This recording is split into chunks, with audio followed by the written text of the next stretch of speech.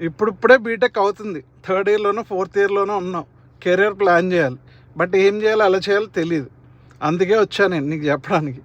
Well, if you are thinking of your career, BTech అయిన తర్వాత ఏమవుతుంది, మహా అయితే జాబ్ కొట్టాలి, లేదంటే ఎంఎస్ చేయడానికి యుఎస్ఓ, ఆస్ట్రేలియా, కెనడా వెళ్తావు.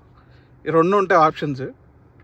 సో ఈ రెండిట్లో నువ్వు ఏది చేయాలన్నా కూడా ఏఐ కావాలి, అది నువ్వు రియలైజ్ అవ్వాలి. ఎందుకంటే it goes without saying, world cannot survive without AI. And the pace of advancements also in ఏఐలో ఎలా ఉన్నదంటే 6 నెలల ముందు వచ్చిన మోడల్స్ ఇప్పుడు అవుట్డేటెడ్. ఈరోజు ఆ లెవెల్కి అవుట్డేట్ అయిపోతుంది ఏఐ, అంటే అంత ఫాస్ట్గా డెవలప్ అయిపోతుంది. మనం ఇంకా స్టార్టే చేయలేదు. స్టార్టే చేయకపోతే నువ్వు ఎప్పుడు ఫండమెంటల్స్ నేర్చుకుంటావు, ఎప్పుడు క్యాచప్ అవుతావు, ఎప్పుడు జాబ్ కొడతావు.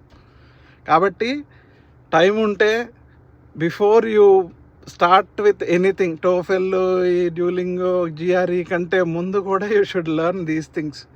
ఎందుకంటే మచ్ ఇంపార్టెంట్. ఇప్పుడున్న వరల్డ్లో సర్వైవ్ అవ్వాలంటే నువ్వు షుడ్ నో ఫండమెంటల్స్ ఆఫ్ ఏం నేర్చుకోవాలరా అంటే Python, data structures, ML concepts, DL concepts, so on.